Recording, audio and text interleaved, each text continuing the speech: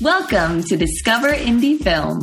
I'm your host, Jeff Howard, and I am talking to Danice Cabanela, who just became the first person other than me to ever say welcome to Discover Indie Film. Now watch, it'll be a big request. And her co-writer and co-actor and co-producer of the film Forget-Me-Nots They Made Together, Robert Santi, is with us too. Hello.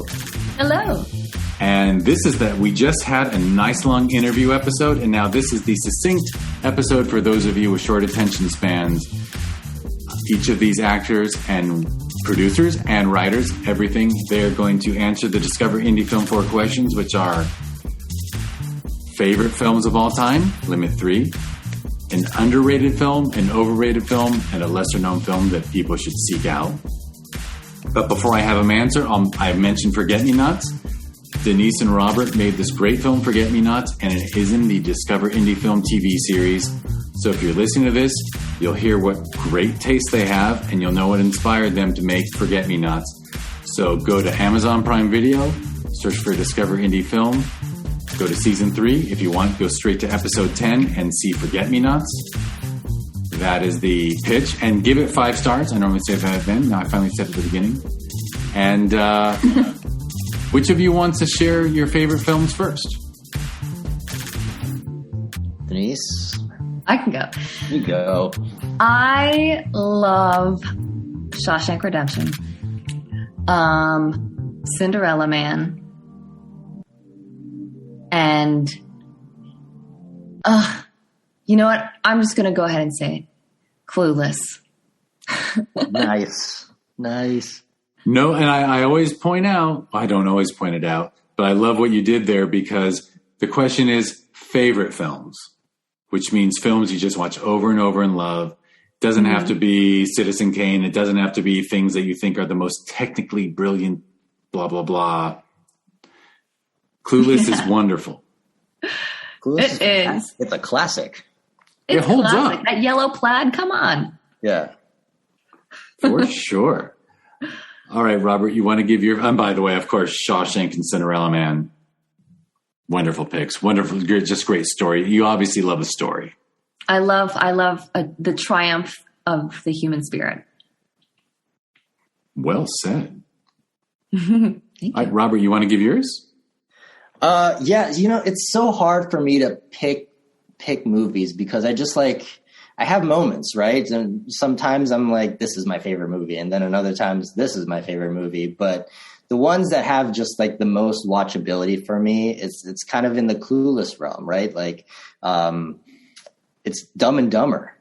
You have 2 fantastic actors that are this like just the funniest, like comical characters that you could possibly have.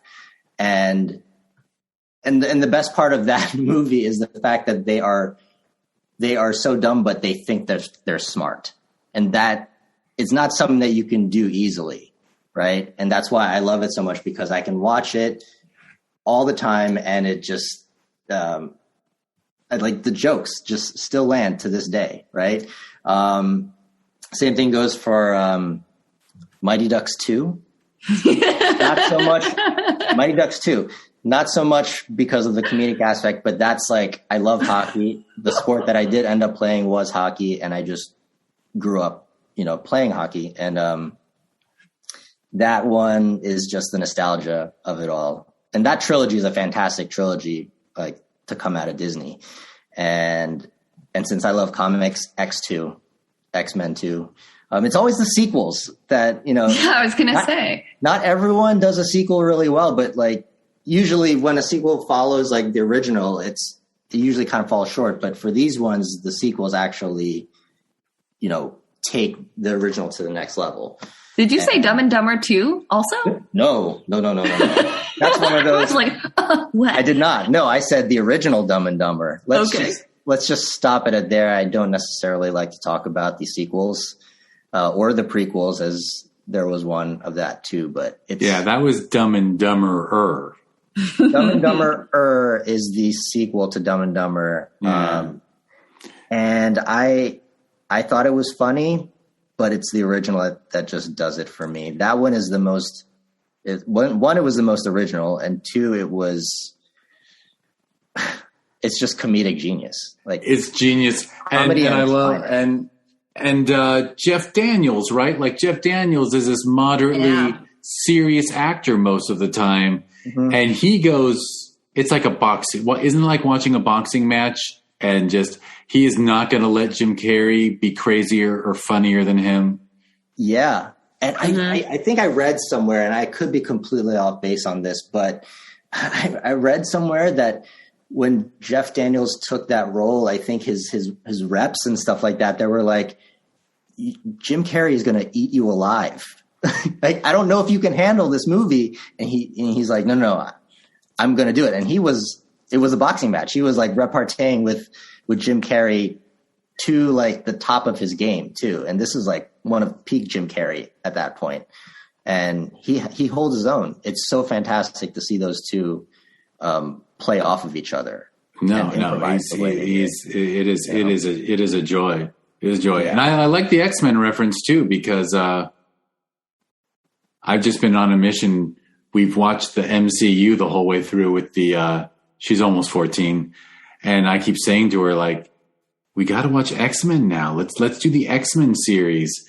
You know, sadly, there's no Chris in X-Men. She doesn't realize she doesn't realize that like James Marsden is crush worthy, right? And all that. Like, yeah.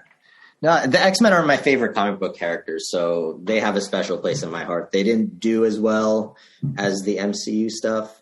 But MCU wouldn't have happened because X-Men sort of showed how a comic book movie could rise above and what they did in the 70s and 80s. Yeah, it definitely set the stage for comic book films in general. And, the first one was fantastic. And then the second one was even better. Yeah, so that's why I would put that at my favorite. For sure. Yeah. Oh, Robert, you went second, the first question. So now you get to go first on the second question, which is a film that's underrated. It's so hard for me to think of because these are all just like opinions, right? And I don't really know if it's the consensus that it's underrated, but it's more like, I don't know. I would just consider underrated maybe being like, no one really has watched it enough. And I could be completely wrong whether or not they have watched it or not, but it also is one of my more favorite films, but Saving Silverman. I don't know if anyone knows what this movie is. So it might just be more of like a unknown type of movie, but it's Jack Black, Steve Zahn, and Jason Biggs. And I watched it in high school, and it's one of those quiet comedies that are just so funny and so wholesome. And it's about a guy who is kind of a lovelorn kind of guy. Jason Biggs plays this character, and he's got two best friends, and he just wants to be in love and have a girlfriend and get married and stuff like that. And he ends up meeting this woman who is not good for him. And so his friends are like, we have to save him from this evil woman, right? Because she's ruining his life. And so I guess now it's not going to play very well, but they basically try and break them up. They break them up, and in this case, they end up kidnapping his girlfriend, and then just hijinks ensues because they're like, we didn't mean to do this, but now we're here and she knows who we are. And so it's and Jack Black is hilarious in this, and Steve Zahn is the same. It's kind of like Dumb and Dumber with a best friend involved. And it's Amanda Peet, right? And she's like 10 times smarter than them. Yeah, Amanda Peet, and so you guys do know the film. I remember it. I remember liking it a long time ago. Yeah, and so the whole time that they've kept her, and they didn't like torture or anything like that, but they just kept her in their basement or whatever, and they would hang out with her and give her food and whatever. But this whole time they're trying to get him to reconnect with the love of his life from high school, and so she comes into the picture, and it's one of those movies that I just really enjoyed, and it's just really funny. And my friends and I would watch it when we were in high school, and that kind of became a movie that we would just put in the background even when we're hanging out, because it was funny, and we really were into Jack Black. So excellent. Yeah. All right, Danice, you get to do underrated. So a few years ago, Barry Jenkins created If Beale Street Could Talk. And it did, it was nominated several times at the Spirit Awards. But I just think that I want people to see this film. It's so beautiful. It's so moving. It's just such a human, visceral experience to see these two people in love, but have, them also have to live in a world where very different from Saving Silverman, romantic drama, where these two people are in love, Black Americans, and what the man is found guilty of something, or she spends time trying to clear his name. But it brings to light a lot of things about our justice system and discrimination and racism, but it's just so human and beautiful, and I think it's heavily underrated. I remember when it came out, and to my discredit, I didn't see it. So now I need to see it. I remember when it came out, though. Yeah. It's beautiful. And the music, oh my God, the music is brilliant. It's just, it's like one of those soundtracks that I can listen to while I work. Oh yeah. Filmmakers always love listening to soundtracks, right? Oh yeah, that would make sense. Memories. All right. Well, your next one, and I know you're both very nice people, but overrated, you're not really insulting the film. You could love the film. You're just saying it's overrated because, everybody says it's the best film ever, and it's not even that director's best movie or something like that. I'm trying to, but feel free to say nothing's overrated. Sometimes people want to pass on this one. But if you got an overrated. Thank you. No. I'm just going to jump in here because. Go ahead. Yes. Yeah. No, I was literally I was having that same kind of battle of conscience, right? And I think I will say that I don't want to talk bad about film because I respect the filmmaking process to the nth degree, and the fact that a film is completed is a miracle in and of itself. So yeah, I have opinions on certain films. There's certain things that I don't necessarily like, but I wouldn't want to just say it's overrated because I think every film deserves to be taken a look at. So fair enough. That will be my answer. I respect your answer. I'll also say that you could have said MCU because X-Men's better, but it's cool. Oh, I'm going to go ahead and say mine. Sheesh. Okay. Yes, all the things about, it is amazing that films are made, and I respect the filmmakers that make them. I will say that I think that Promising Young Woman was overrated. And I have my own personal opinions about it that are, they're personal. They're very, very subjective. But I was like, what? I don't know who this film is for.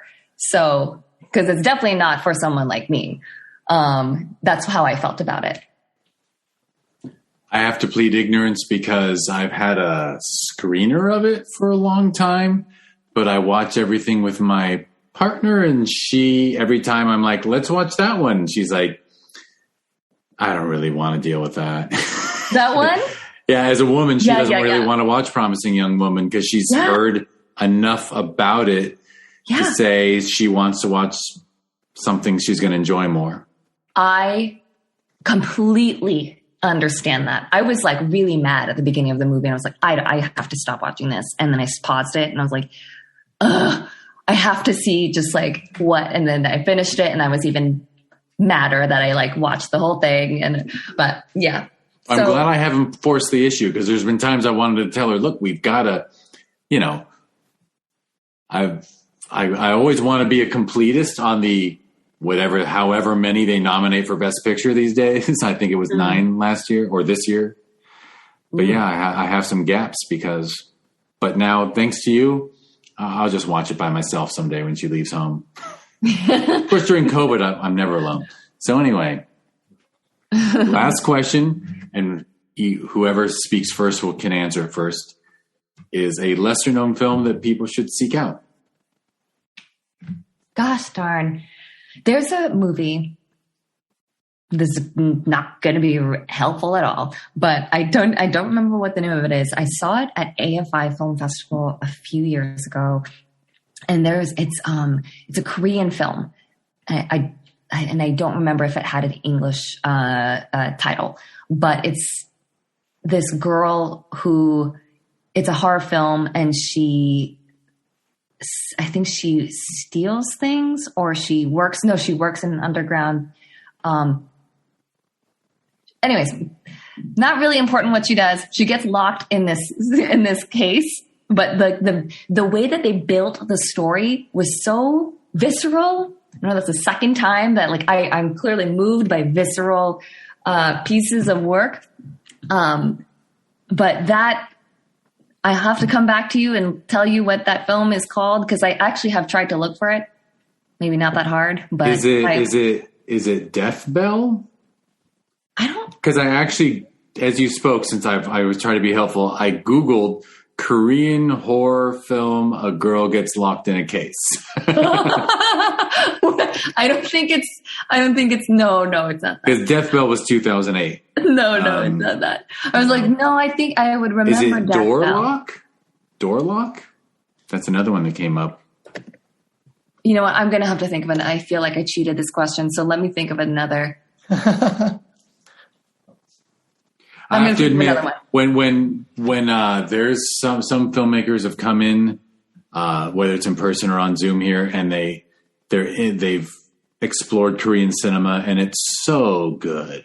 Yes, and I've got none of it in my head. I've just seen Parasite and a couple of things that have been on Netflix. There was that really rad zombie one on Netflix recently or last year, but I just feel like such a bonehead when it comes to Korean cinema, because it's kind of after my time, and I just, how am I going to watch 20 years of cinema?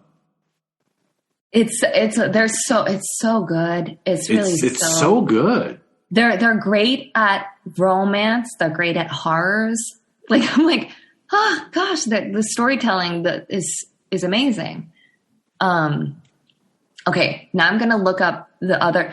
Rob, remember that other film with the twin sisters, a Korean horror film with the twin sisters that we we were inspired by for Forget-Me-Nots? Now I'm going to change my answer to that. I don't even remember the name of it, but I remember. It's terrible. We're really not helpful right now. All right, wait. Let me Google Korean horror film Twin Sisters. That might come up. Horror film twin. Didn't Daniel show us this one? Like the Korean Twin Sisters? A Tale of Two Sisters? Yes, A Tale of Two Sisters. 2003. Yeah. We've got an answer. Yeah, that is where we were inspired by that with the film to create our film too. So I recommend that. A Tale of Two Sisters, 2003, South Korean drama. Excellent. All right, Rob, you're up. Lesser known. Oh my gosh. If this is even lesser known, it won awards, but I don't know how many people saw it. But Sound of Metal, because it won for sound design. Oh, that one. That was I'm glad you mentioned it. Everyone I talked to, after Oscar, I thought that was my number one for the year. I just thought that was an amazing, amazing film. Amazingly acted, everything about that film amazed me. And everyone I spoke to didn't see it. And I was like, it's so good. I was like, it was nominated for an Oscar. It's on Amazon. And it was like, haven't heard of it. Riz Ahmed. He is He's amazing. Yeah. He's fantastic. The Night of on HBO that he did. The Night of. Yeah, The Night of. Yeah, Night of. He's a fantastic actor, truly. The way he portrayed his hearing deafness, amazing. Mm-hmm. Yeah, hearing loss is probably the better way to say it. Well, that's why like that movie is so good, because it really puts you into his world. And that, I mean, I can totally see why the sound design was how they were, where they won their awards, was because those scenes where you heard what he heard and what he didn't hear was just it was like back to this visceral thing. You really felt like anxious when you were in that particular part of the scene. It's really just hard to explain, but that lack of sound, and it made your living room a vacuum. And it was 100% amazingly told, and the way, the first person stepping into his worldness that they gave us was miraculous. It was such an amazing story, and it was a simple story. You followed his journey of he just wanted $10,000 to be able to get his hearing back, but his trek to try and get this and cope with the hearing loss, try to get away from the hearing loss. And are we doing spoilers? Probably. You can spoil someone else's movie. Oh yeah.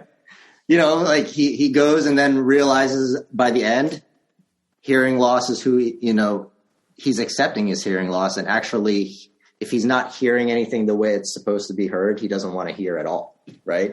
Because he gets a cochlear implant, and then by the end he takes it off and he just is at peace with no sound, Yeah. And his stubbornness to pursue that avenue of cochlear implants.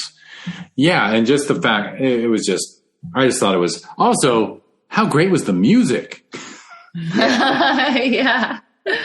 And just imagine losing music when music is your life. It's hard. It's really hard to imagine. He really was absolutely fantastic. Yeah. So I might as well mention there's going to be a film at the Sherman Oaks Film Festival in November called What? ? And it is about a deaf actor in Hollywood. It's shot like a silent film, like Charlie Chaplin era silent film, where every deaf character is played by a deaf actor. And it's about the struggles of a deaf actor auditioning for deaf roles all the time and losing out to hearing actors. Oh, I definitely want to check that out. I would love to check that out. And it's fun and funny and well done. And I was like, wow, what a special film. Yeah. And the dude grew up in Sherman Oaks. Yeah, hometown. What are you going to do? Nice. All right, so we covered deaf movies pretty well. Yeah, I think everyone should check out that movie. It's a really great movie. For sure. In fact, not to be picky, but I might want to reverse him and say, you're underrated as Sound of Metal, and people should seek out Saving Silverman. But hey. I guess, yeah, I guess those questions kind of like, as we're talking, I'm like, yeah. Yeah, because Sound of Metal deserved Best Picture. It's underrated, for sure. That's true. Who else was up that year? I don't even remember. Was that last year? Nomadland won. Oh, that was so good. God, that was last year? That was so good, too. There were... Promising Young Woman, Nomadland, Jesus and the Black Messiah. Judas and the Black Messiah. Judas and the Black... Oh, that was so great. Yeah. It's hard to name them all. Yeah. These questions, it's like... It's very difficult to answer these questions, especially when we love films and everything like that. There's always a film or a TV show that like strikes a chord one time, and then next thing you know, there's something else that kind of falls into that place. And it's just like, it all depends on the mood, I guess. For sure. I mean, the questions are fun. Actually, I have a friend who's a professional drummer, and he's always going on Facebook and saying, name the most overrated band of all time. And then all his musician friends like start throwing shade at bands. And then he goes, name the most underrated band of all time. And I was like, I watch all this stuff, all these debates he sparks, and I'm like, we should do that with movies. So it's kind of the idea, and it's kind of fun. Yeah. One day we'll have a get together for everybody, and I'll be able to point at one person and go, so that person's favorite film of all time is Dark Knight, and you're overrated as Dark Knight. Convert. So, well, let's wrap it up. Thank you both. Do you want to name your social media before we run? Yeah. I'm Danice at Danice, Danice, Cabanela, Cabanela on Instagram and Twitter. And I'm Rob on Instagram and Twitter at the Robert Santi. That's TheRobertSanti. All right, now I will wrap up. Before I name the social media handle for Discovery Indie Film, I'll ask again, give this podcast 5 stars. Go watch the TV series on Amazon and then give it 5 stars, or just go to Amazon.com and give it 5 stars. You should watch it first, but if you don't, I'll still take your stars, right? And if you want to learn about this podcast and the TV series that was born out of it, just go to discoveryindiefilm.com. And if you want to check out the social media for it, it's at DIFWins. And Sherman Oaks Film Festival is where I met these two when they brought their film Forget Me Nots to the Sherman Oaks Film Festival in 2019. So if you want to learn about that festival, it's every November, and it's going to have this amazing film, and I think 65, 70 films in 8 days. Really stupid. I can't wait. It's crazy. Very overwhelming. But yeah, I am overwhelmed at this point. I'm gonna need meth or something to make it stay awake. But you can learn about this festival if you go to ShermanOaksFF.com, or on social media it's at ShermanOaksFF. And it has a sister festival that is equally good, run by the same kind-hearted people every June in the same theater, and that's FilmInvasionLA.com, and it's at FilmInvasionLA on social media. And now I have done my part for the sponsors. So thank you, Robert Santi, and thank you, Danice Cabanela. Thank you both for hopping onto Zoom. Yeah, thanks so much, Jeff. And thanks for everything. and thank you everyone who listened.